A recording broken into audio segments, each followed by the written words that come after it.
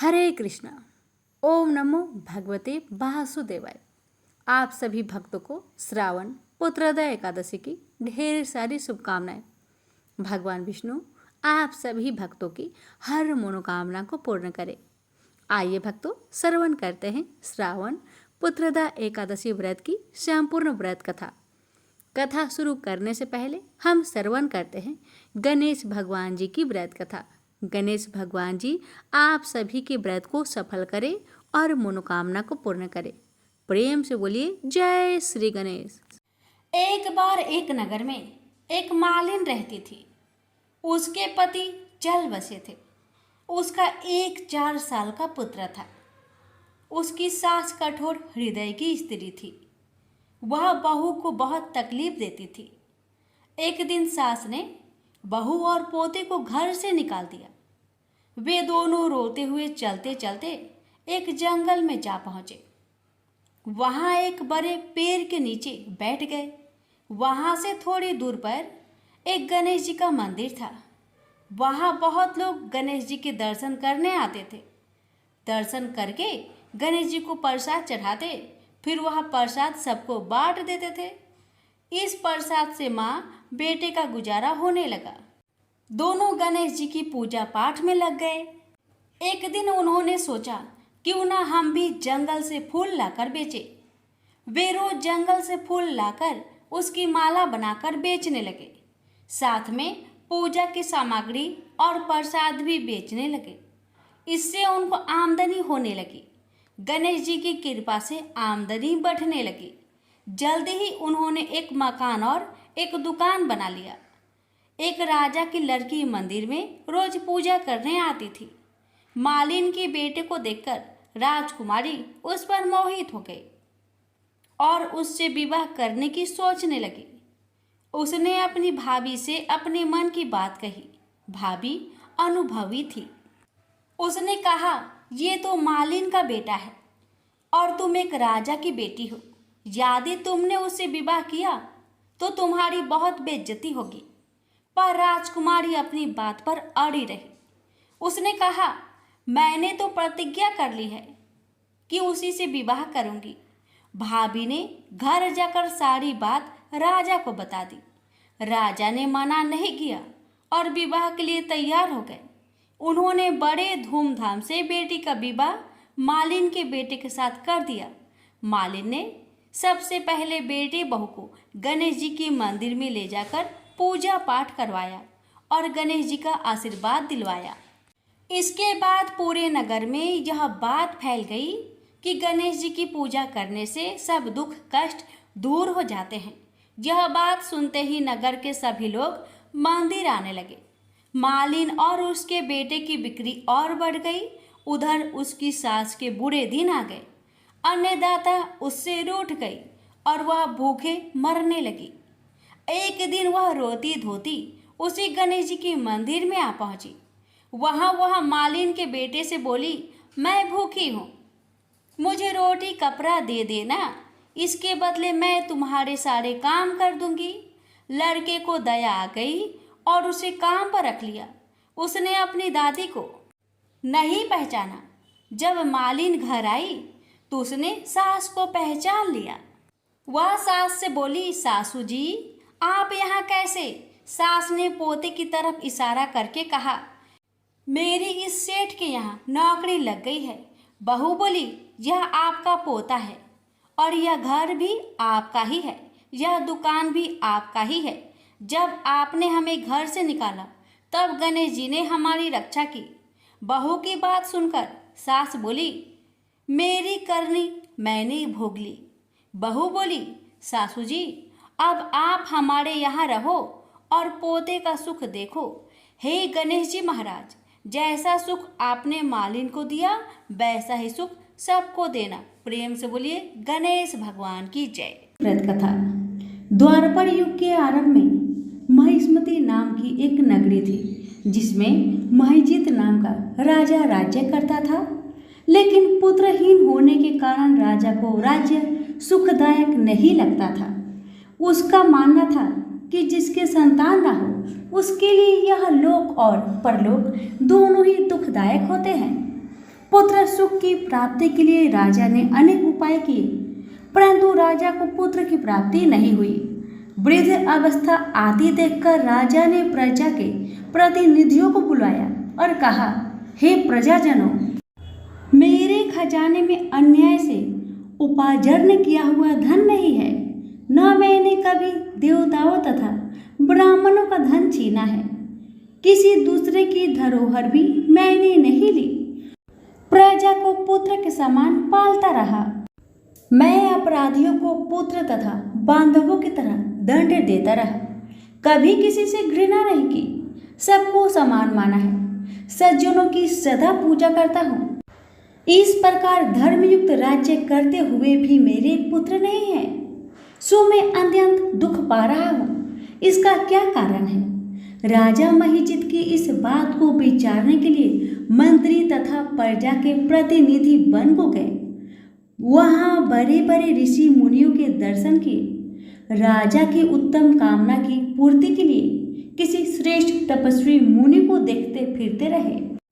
एक आश्रम में उन्होंने एक अत्यंत वयोवृद्ध धर्म के ज्ञाता, बड़े तपस्वी, परमात्मा में मन लगाए हुए, निराहार, जितेंद्रिय, जितात्मा, जित क्रोध, सनातन धर्म के गूढ़ तत्वों को जानने वाले, समस्त शास्त्रों के ज्ञाता महात्मा लोमस मुनि को देखा, जिनका कल्प के व्यतीत होने पर एक रोम गिरता था। सबने जाकर ऋषि को प्रणाम किया। उन लोगों को देखकर मुनि ने पूछा कि आप लोग किस कारण से आए हैं? निस्संदेह मैं आप लोगों का हित करूंगा। मेरा जन्म केवल दूसरों के उपकार के लिए हुआ है, इसमें संदेह मत करो। लोमस ऋषि के ऐसे वचन सुनकर सब लोग बोले, हे महर्षि, आप हमारी बात जानने में ब्रह्मा से भी अधिक समर्थ हैं, अतः आप हमारे इस संदेह को दूर कीजिए। महिष्मतिपुरी का धर्मात्मा राजा महिजीत प्रजा का पुत्र के समान पालन करता है, फिर भी वह पुत्रहीन होने के कारण दुखी है। उन लोगों ने आगे कहा कि हम लोग उसकी प्रजा हैं, अतः उसके दुख से हम भी दुखी हैं। आपके दर्शन से हमें पूर्ण विश्वास है कि हमारा यह संकट अवश्य दूर हो जाएगा, क्योंकि महान पुरुषों के दर्शन मात्र से अनेक कष्ट दूर हो जाते हैं। अब आप कृपा करके राजा के पुत्र होने का उपाय बतलाए। यह वार्ता सुनकर ऋषि ने थोड़ी देर के लिए नेत्र बंद किए और राजा के पूर्व जन्म का वृत्तांत जानकर कहने लगे कि यह राजा पूर्व जन्म में एक निर्धन वैश्य था। निर्धन होने के कारण इसने कई बुरे कर्म किए। यह एक गांव से दूसरे गांव व्यापार करने जाया करता था।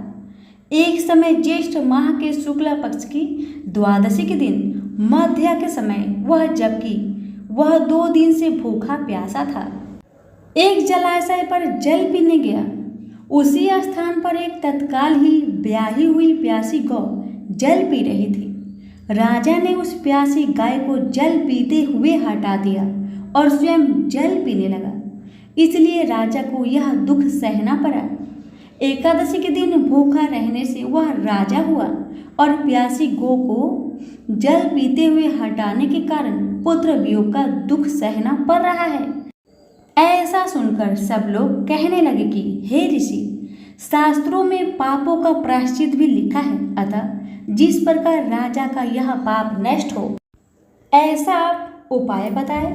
लोमस मुनि कहने लगे कि श्रावण शुक्ल की एकादशी को, जिसे पुत्रदा एकादशी भी कहते हैं, तुम सब लोग व्रत करो और रात्रि को जागरण करो, तो इससे राजा का यह पूर्व जन्म का पाप अवश्य नष्ट हो जाएगा। साथ ही राजा को पुत्र की अवश्य प्राप्ति होगी। लोमस ऋषि के ऐसे वचन सुनकर मंत्रियों सहित सारी प्रजा नगर को वापस लौट आई और जब श्रावण शुक्ल एकादशी आई तो ऋषि की आज्ञा अनुसार सबने पुत्रदा एकादशी का व्रत और जागरण किया। इसके पश्चात द्वादशी के दिन इसके पुण्य का फल राजा को दिया गया। उस पुण्य के प्रभाव से रानी ने गर्भ धारण किया और प्रसव काल समाप्त होने पर उसके एक बड़ा तेजस्वी पुत्र उत्पन्न हुआ। इसलिए हे राजन, इस श्रावण शुक्ल एकादशी का नाम पुत्रदा पड़ा। अतः संतान सुख की इच्छा हासिल करने वाले इस व्रत को अवश्य करें। इसके महात्म्य को सुनने से मनुष्य सब पापों से मुक्त हो जाता है और इस लोक में संतान सुख भोगकर परलोक में स्वर्ग को प्राप्त होता है। तो बहुत समय पहले की बात है। एक गांव में एक गरीब बुढ़िया माँ रहती थी। का नाम था गंगो बुआ। उम्र ढल चुकी थी, शरीर कमजोर था, पर मन में अपार श्रद्धा थी। ना कोई बेटा, ना बहू, ना धन, बस एक टूटी फूटी झोपड़ी और एक तुलसी का पौधा उसका संसार था। भक्तों, गंगू बुआ हर एकादशी को किसी भी तरह व्रत रखती थी, चाहे सुख से हो या फिर दुख से। बेचारी उस दिन बड़े ही श्रद्धा से तुलसी जी को जल से सींचती थी, विष्णु भगवान की पूजा करती थी, एकादशी माता की पूजा करती थी और एकादशी माता के सामने इस प्रकार कहती थी, हे एकादशी माता, मुझे कुछ नहीं चाहिए, बस मेरी भक्ति स्वीकार करना। भक्तों, वह एकादशी माता की व्रत को अपने सामर्थ्य अनुसार करती थी, कभी जल पीकर, कभी फलाहार करके, तो कभी निर्जला। खासकर वह उस दिन निर्जला रहती जब निर्जला 11 आता था। भक्तों, उस दिन तो वह पूरे दिन तुलसी जी के पास बैठकर विष्णु सहस्त्र नाम पाठ और ओम नमो भगवते वासुदेवाय मंत्र का जाप करती। गांव के लोग उसे पागल कहते थे, पागल समझते थे। बुढ़िया को कुछ नहीं मिला, फिर भी एकादशी के नाम पर खुद को सुखा रही है। लोगों के इस प्रकार कहने पर गंगू बुआ कहती, मुझे भगवान से फल नहीं चाहिए, उनका सानिध्य चाहिए। जब मृत्यु आए तो एकादशी माता मेरी अंगुली पकड़े और मुझे परम धाम ले जाए। इतना कहकर बुढ़िया माई अपने कमरे में चली गई। भक्तों, ऐसे ही बरसों बीत गए। एक साल निर्जला एकादशी पर जब बुआ व्रत रख रही थी, उनका शरीर थक गया। रात को चुपचाप वो तुलसी के पास लेटी और बस भगवान का नाम लेते लेते उनकी सांसें धीमी हो गई। भक्तों, अगली सुबह गांव के लोगों ने देखा कि बुआ की झोपड़ी से दिव्य प्रकाश निकल रहा है। तुलसी के पास बुआ की देह मुस्कुरा रही थी, जैसे कोई सोया हो, दुखों से मुक्त। भक्तों, एक छोटी सी लड़की सफेद वस्त्र में तेज से चमकती बुआ का हाथ पकड़े खड़ी थी। कोई उसे पहचान नहीं पा रहा था कि वह कौन है। तभी एक ज्योत रूप में आवाज आई, यह मेरी पुत्री थी जिसने मुझे कभी फल के लिए नहीं पुकारा। आज एकादशी माता स्वयं आई है बुढ़िया को भगवत धाम ले जाने। उस दिन गांव वालों की आंखें खुल गई। उन्होंने पहली बार समझ गया कि सच्ची भक्ति न दिखावे में है, न बड़े आयोजन में है, बस भक्त के भावों में है। भक्तों, निर्जला एकादशी सबसे कठिन व्रत है, लेकिन सबसे फलदायक भी। सच्ची श्रद्धा से की गई उपासना जीवन और मृत्यु दोनों को सुंदर बना देती है। भक्तों, एकादशी माता सच्चे भक्त का कभी त्याग नहीं करती। हे एकादशी माता, जो भी भक्त आपकी इस दिव्य कथा को श्रद्धा और भक्ति से पूरा सुने, उस भक्त की हर मनोकामना को पूर्ण करे। एक बार एक राज्य में एक राजा रहा करता था। राजा बहुत ही बुद्धिमान और बलशाली था। राजा सदैव अपनी प्रजा का बहुत अच्छे से ध्यान रखता था। प्रजा भी अपने राजा को बहुत पसंद करते थे। राजा की 2 बेटियां थी। राजा अपनी दोनों बेटियों से बहुत प्रेम करता था। राजा की छोटी बेटी देखने में बहुत सुंदर और आकर्षण थी और राजा की बड़ी छोटी बेटी के मुकाबले थोड़ा कम सुंदर थी। राजा की छोटी बेटी 11 माता की पूजा किया करती थी और सभी लोग राजा की छोटी बेटी से बहुत प्रेम करते थे और बहुत प्रशंसा किया करते थे। राजा भी अपनी छोटी बेटी को बड़ी बेटी से अधिक प्रेम करता था, जिस कारण राजा की बड़ी बेटी को अपनी छोटी बहन से बहुत नफरत होने लगी थी। राजा की दोनों बेटियां जब बड़ी हो गई तब एक पड़ोस राज्य में रहने वाला राजकुमार राजा की बड़ी बेटी के लिए रिश्ता लेकर आया। लेकिन जैसे ही उस राजकुमार की नज़र राजा की छोटी बेटी पर पड़ी तो वह राजकुमार राजा की छोटी बेटी पर आकर्षक हो गया और उससे पहली नज़र में ही प्रेम कर बैठा। उस राजकुमार ने राजा की बड़ी बेटी के साथ विवाह करने से मना कर दिया और उसने राजा से कहा कि मैं आपकी छोटी बेटी से विवाह करना चाहता हूँ। जिसके बाद राजा की बड़ी बेटी यह देखकर अपनी छोटी बहन से बहुत क्रोधित हो गई और राजा की बड़ी बेटी ने अपनी छोटी बहन को अपना सबसे बड़ा दुश्मन मान लिया। राजा की बड़ी बेटी ने अपनी छोटी बहन से बदला लेने का निर्णय लिया, जिसके लिए उसने अपनी छोटी बहन को जान से मारने का प्लान बनाया। राजा की बड़ी बेटी ने अपनी छोटी बहन को मारने के लिए सबसे पहले एक लड्डू में जहर मिलाकर अपनी छोटी बहन को दे दिया और उसको लड्डू खाने के लिए कहा। लेकिन लड्डू खाने के बाद भी छोटी बहन को कुछ नहीं हुआ। बड़ी बहन यह देखकर बहुत आश्चर्यचकित हो गई, लेकिन बड़ी बहन ने हार नहीं मानी और उसने जब रात में छोटी बहन अपने कमरे में सो रही थी तब एक मटके में सांप रखकर उस कमरे में छोड़ दिया। लेकिन सांप भी छोटी बहन का कुछ नहीं कर पाया, जिसके बाद बड़ी बहन ने अपनी छोटी बहन से कहा कि चलो हम लोग कुएं में से पानी भरकर लाते हैं। जिसके लिए वह अपनी छोटी बहन को पानी भरने के बहाने कुएं के पास ले गई और उसने अपनी छोटी बहन को कुएं में धक्का दे दिया। लेकिन छोटी बहन को तब भी कुछ नहीं हुआ, क्योंकि हर बार 11 माता उसकी रक्षा कर रही थी और उधर बड़ी बहन अपने सारे प्रयासों के बाद असफल हो रही थी, जिससे वह बहुत क्रोधित होती जा रही थी। फिर उसने अपनी छोटी बहन के पास जाकर उससे खुद ही पूछा कि मेरी छोटी बहन, तुमको पता है भगवान ने सबकी मृत्यु एक निश्चित समय पर लिखी हुई है और कैसे तुम्हारी मृत्यु होगी, क्या यह तुम जानती हो? तब छोटी बहन ने अपनी बड़ी बहन को बताया कि हाँ, मैं तो जानती हूँ मेरी मृत्यु कैसे होगी।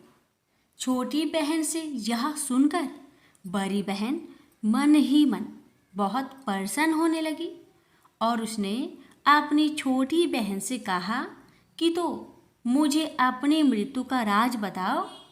छोटी बहन ने अपनी बड़ी बहन से कहा कि मेरी मृत्यु तो एक तोते में है, जो तोते के गले में एक हार है, उससे मेरी मृत्यु होगी। जब कोई भी व्यक्ति तोते को मारकर वह हार अपने गले में पहनेगा तो मैं मूर्छित हो जाऊंगी, और जैसे ही उस हार को अपने गले से उतारेगा तो मैं वापस से जीवित हो जाऊंगी। अपनी छोटी बहन की मृत्यु का राज जानकर बड़ी बहन बहुत ही खुश हो गई और उसने अपनी छोटी बहन को मारने के लिए उसके पालतू तोते को ढूंढना शुरू कर दिया और छोटी बहन को इस बात का आभास हो गया था कि कोई उसकी जान लेना चाहता है, जिसके लिए वह अपने पिताजी के पास गई और उसने अपने पिताजी से कहा कि पिताजी, मेरी मृत्यु के बाद आप मुझे जलाइएगा मत, बल्कि आप मुझे अपनी पुरानी वाली हवेली में एक पलंग में लिटाकर छोड़ दीजिएगा। अपनी छोटी लड़की की यह बात सुनकर राजा बहुत आश्चर्यचकित हो गए। राजा ने अपनी छोटी बेटी से पूछा, बेटी, तुम ये क्या कह रही हो? तब राजा की छोटी बेटी ने बताया, पिताजी, समय किसी के लिए नहीं रुका है। कब क्या हो जाए किसी को कुछ पता नहीं है। और फिर राजा ने अपनी छोटी बेटी से कहा कि तुम ऐसी बातें क्यों कर रही हो? 3 दिन में तो तुम्हारा विवाह है। लेकिन छोटी बेटी ने अपने पिताजी को ऐसा करने पर मजबूर कर दिया और उनसे वचन ले लिया।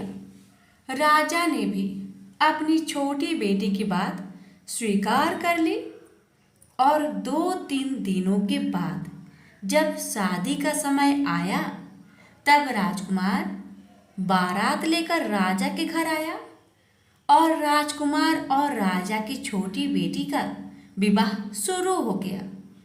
जैसे ही राजा की छोटी बेटी राजकुमार के साथ फेरे लेना शुरू करती है तो उसकी बड़ी बहन अपनी छोटी बहन के कमरे में जाकर उसके तोते को पकड़ लेती है और उसको जान से मार देती है। तोते के गले में जो हार था उसको अपने गले में धारण कर लेती है। जैसे ही बड़ी बहन उस हार को अपने गले में धारण करती है तो उधर छोटी बहन 3.5 फेरे ही ले पाती है और वहीं पर बेहोश होकर गिर जाती है। जिसके बाद राजा ने बड़े बड़े दर्द हकीमों को बुलाया और अपनी छोटी बेटी का इलाज करने के लिए कहा। राजा की बात सुनकर वैद्य ने छोटी बेटी को जब चेक किया तो राजा को बताया कि आपकी छोटी बेटी ना तो जीवित है और ना ही मरी हुई है। यह मैं ऐसा पहली बार देख रहा हूँ। राजा ने वैद्य और हकीम को यह बात बाहर बताने से मना कर दिया और उनको कहा कि अगर तुमने यह बात किसी को बाहर बताई तो हम तुम्हें फांसी दे देंगे। राजा ने अपनी छोटी बेटी को पुराने महल में ले जाकर एक पलंग में लिटा दिया और वहां पर कुछ सैनिक को तैनात कर दिया। वापस अपने महल पर आ गया। राजा की बड़ी बेटी अपने पिताजी के पास आई और कहने लगी कि पिताजी, अगर यह शादी संपन्न नहीं हुई तो आपकी इज्जत का क्या होगा? आप कहे तो आपकी इज्जत बचाने के लिए राजकुमार से शादी करने के लिए तैयार हूँ। जिसके बाद राजा ने अपनी बड़ी बेटी की बात मान ली और राजा ने बड़ी बेटी को छोटी बेटी की कपड़े पहनाकर मंडप पर भेज दिया। लेकिन राजकुमार यह जान गया कि यह राजा की छोटी बेटी नहीं बल्कि यह राजा की बड़ी बेटी है। लेकिन जब राजकुमार ने शादी करने से मना किया तो सभी लोगों ने राजकुमार को विवश करके राजा की बड़ी बेटी से बचे हुए फेरे को संपन्न करा दिया और विवाह करवा दिया। जिसके बाद राजकुमार राजा की बड़ी बेटी को अपने महल ले गया। राजकुमार राजा की बड़ी बेटी से ना तो बात करता था, न ही उसको पसंद करता था और ना ही उसके आसपास भटकता था। और राजकुमार ने यह फैसला लिया था कि वह अपनी प्रेमिका को ढूंढ कर रहेगा और यह जानकर रहेगा कि उसके साथ हुआ क्या है। एक दिन राजकुमार अपने घोड़े पर सवार होकर राजा के पुराने महल के पास पहुंच गया, जहां पर उसने कुछ सैनिकों को देखा।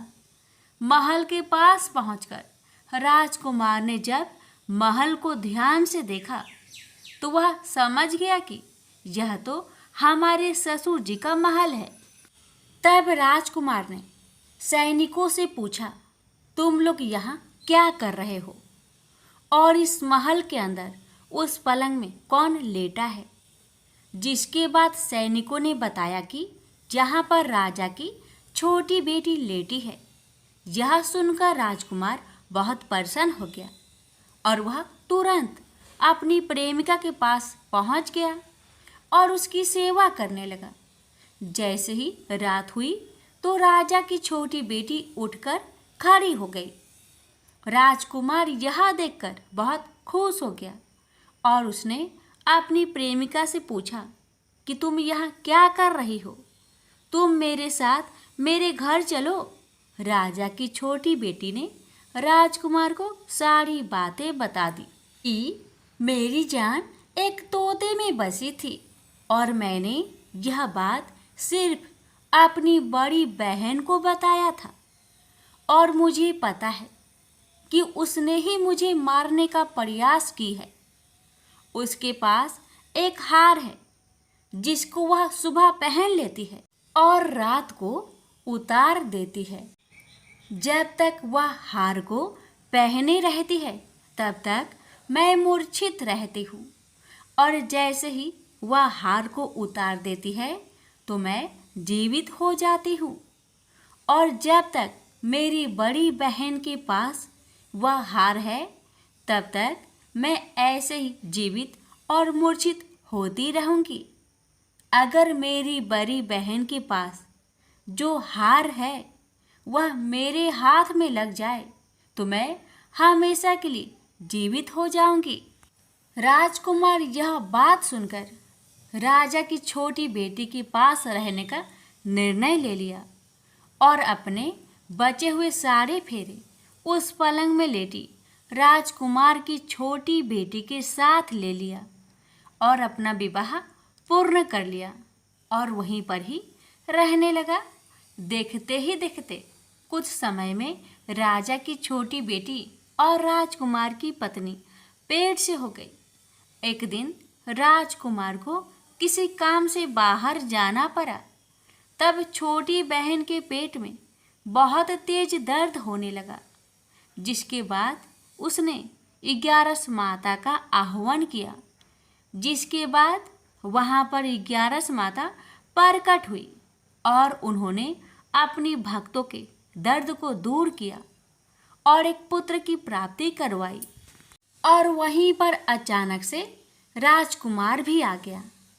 राजकुमार ने 11 माता को देखा तो वह आश्चर्यचकित हो गया और उसने तुरंत माता को प्रणाम किया और 11 माता ने राजकुमार से कहा कि जब तुम्हारा बेटा 5 वर्ष का हो जाए तो तुम अपनी पत्नी का हार आकर इसके गले में डाल देना।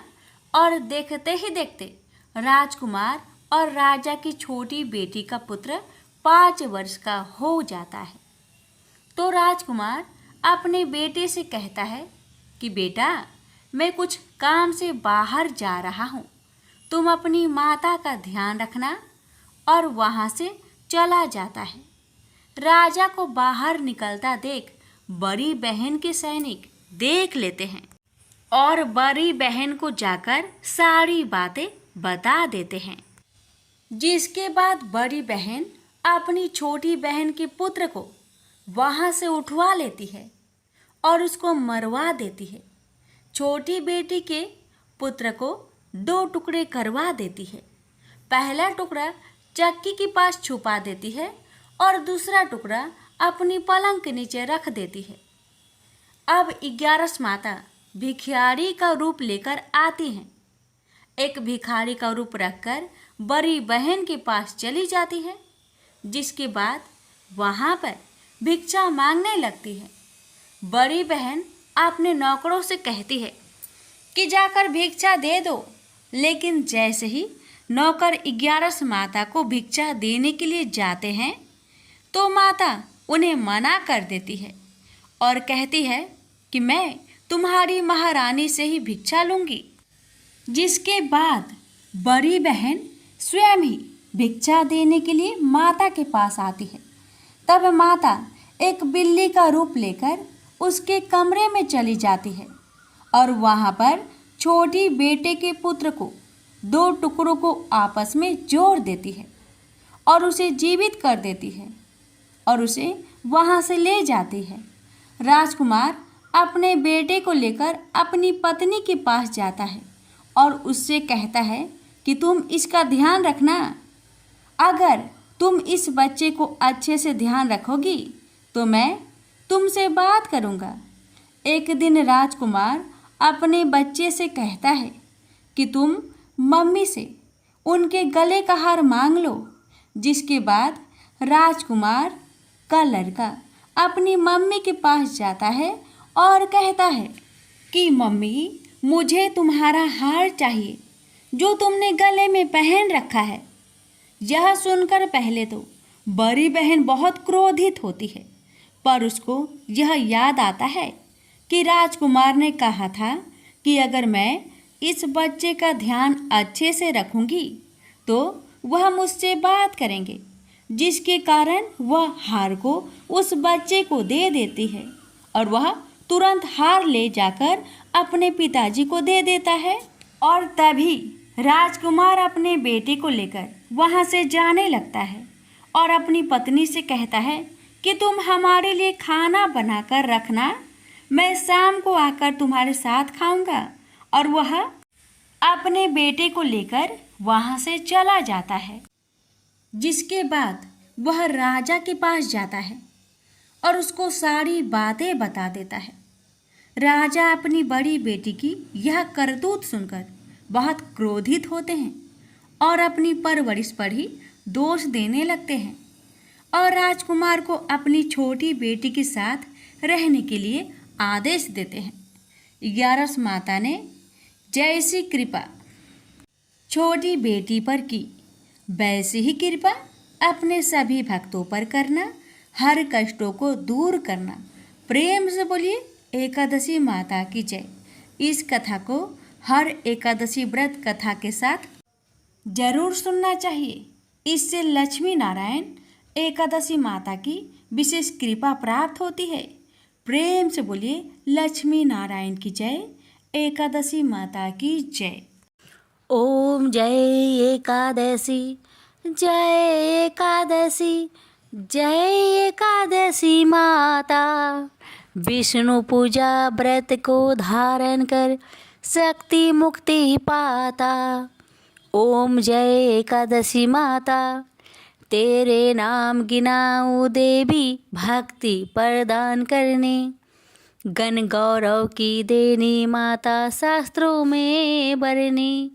ओम जय एकादशी माता, मार्गशीर्ष के कृष्णा पक्ष की उत्पन्ना विश्वातारिणी जन्मी, शुक्ल पक्ष में हुई मोक्षदा मुक्तिदाता बनाई।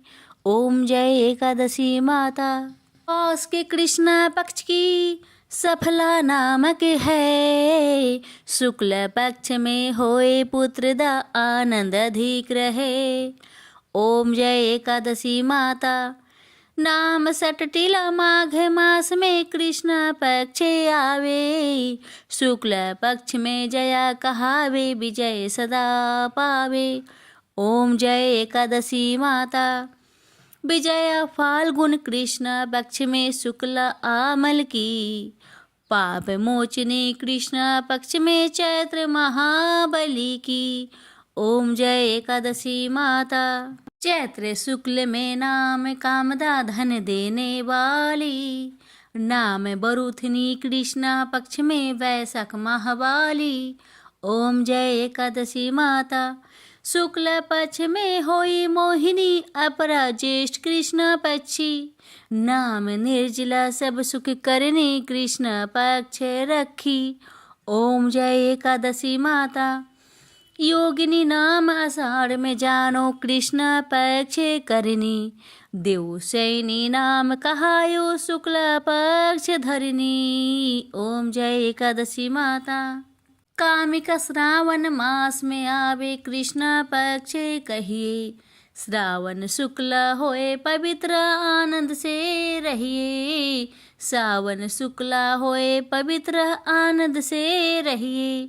ओम जय एकादशी माता, जा भाद्रपदे कृष्ण पक्ष की परिवर्तनी शुक्ला, इंद्र आश्विन कृष्ण पक्ष में व्रत से भाव सागर निकला। ओम जय एकादशी माता, पापंकुशा है शुक्ला पक्ष में आप हरण हारी, रमा मास कार्तिक में आवे सुखदायक भारी।